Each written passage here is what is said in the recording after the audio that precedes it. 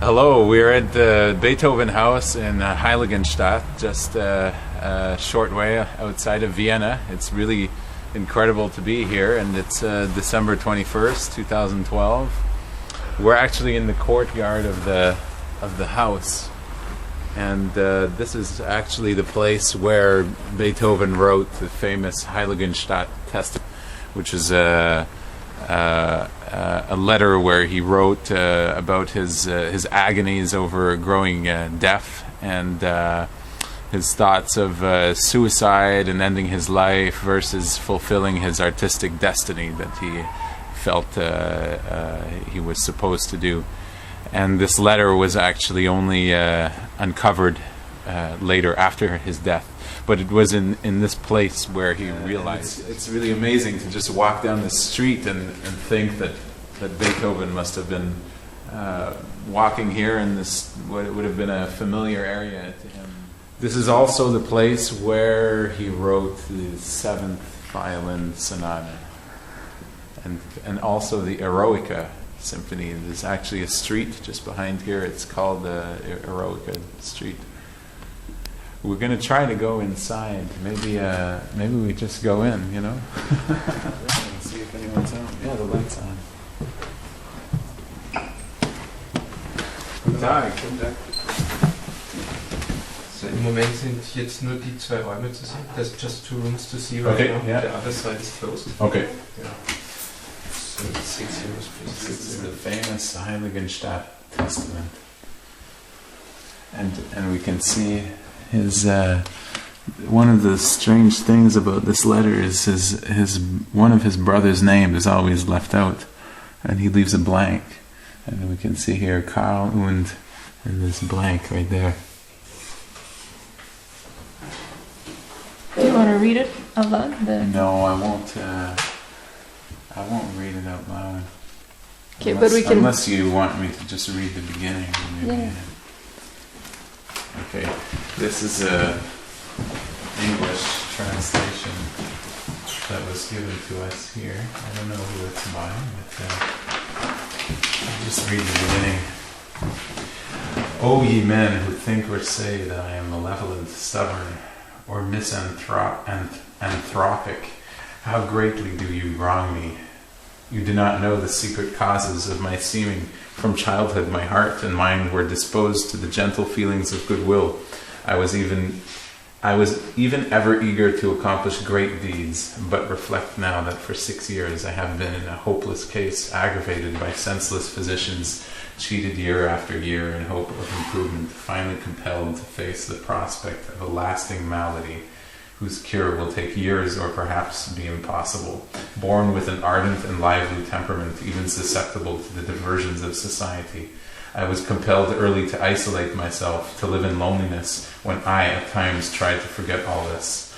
Oh, how harshly was I repulsed by the doubly sad experience of my bad hearing, and yet it was impossible for me to say to men, speak louder, shout, for I am deaf. Ah, how could I possibly admit an infirmity in the one sense which should have been more perfect in me than in others, a sense which I once possessed in highest perfection, a perfection such as few surely in my profession enjoy or ever have enjoyed. Oh, I cannot do it, therefore forgive me when you see me draw back when I would gladly mingle with you. My misfortune is doubly painful, because it must lead to my being misunderstood. For me, there can be no recreation in society of my fellows, refined intercourse, mutual exchange of thought. Only just a little as greatest needs command may I mix with society. I must live like an exile. If I approach near to people, a hot terror seizes upon me, a fear that I may be subjected to the danger of letting my condition be observed. Thus it has been during the last year which I spent in the country, commanded by my intelligent physician to spare my hearing as much as possible, in this almost meeting my present natural disposition, although I sometimes ran counter to it, yielding to my inclination for society. But what a humiliation when one stood beside me and heard a flute in the distance, and I heard nothing, or someone heard the shepherds singing, and again I heard nothing. Such incidents brought me to the verge of despair, but little more would I have put an end to my life. Only art it was that with only art it was that withheld me. It seemed impossible to leave the world until I had produced all that felt called upon to produce. And so I endured this wretched existence, truly wretched, an excitable body which a sudden change can throw from the best into the worst state. Patience, it is said I must now choose for my guide. I have done so. I hope my determination will remain firm to endure until it pleases the inexorable parquet to break the thread. Perhaps I shall get better, perhaps not. I am prepared.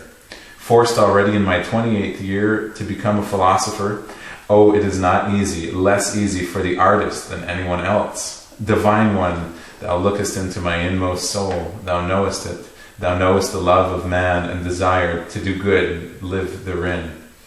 O men, when someday you read these words, reflect that ye did me wrong, and let the unfortunate one comfort himself and find one of his kind who despised all the obstacles of nature, yet did all that was in his power to be accepted among worthy artists and men. You, my brothers, Karl and Johann, which is omitted. As soon as I am dead, if Dr. Schmidt is still alive, ask him in my name to describe my malady and attach this document to the history of my illnesses, so that, so far as possible, at least the world may become reconciled with me after my death. At the same time, I declare you two to be the heirs to my small fortune, if it can so be called. If divide it fairly, bear with and help each other. What injury you have done me, you know, was long ago forgiven.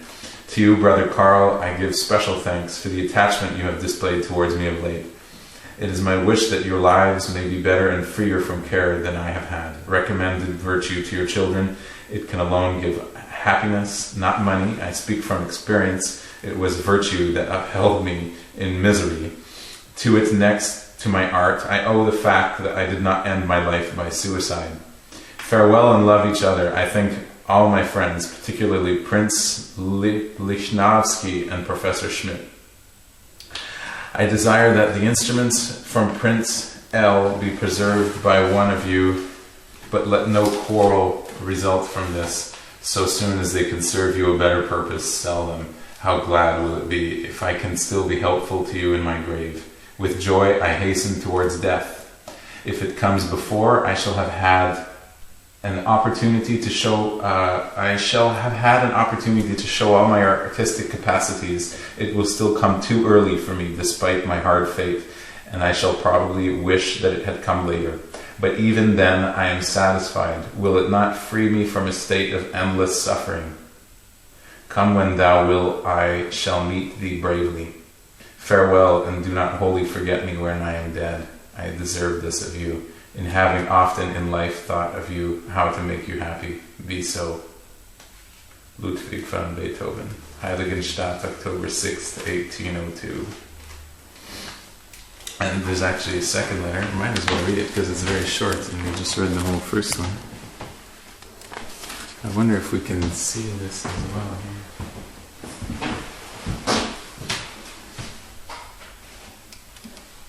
Wow, that's really incredible. It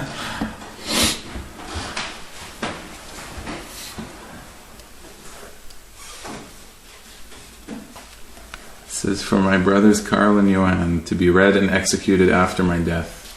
Heiligenstadt, October 10th, 1802.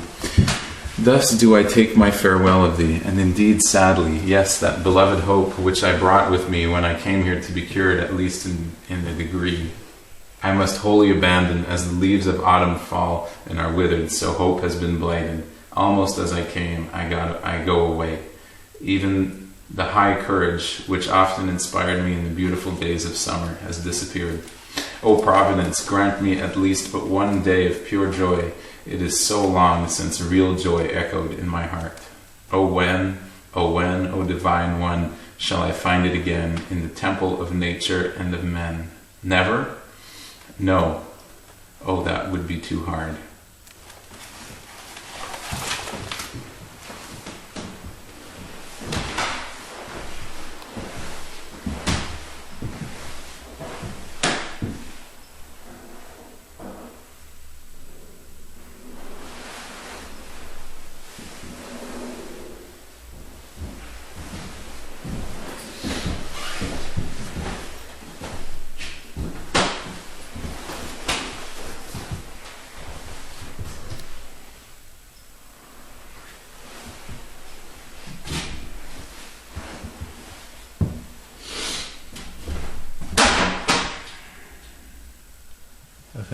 Beethoven is often said to have a very not sloppy but very difficult to read, and we can see some parts scribbled out here.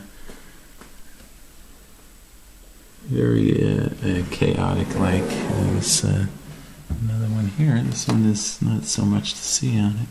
Another one here. There are a few all over the place, and there are some, I think, in the other Beethoven house back in the city.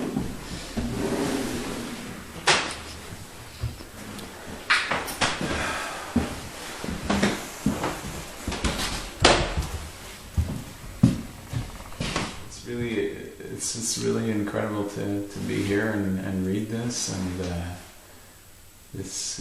you have to come here. There's no words to explain what it's like. It's really incredible. And Beethoven went on to live 25 years after this letter, but this would be the most famous of his letters. Was this one here? Along with the letter to the immortal beloved. Along with the letter to the immortal beloved.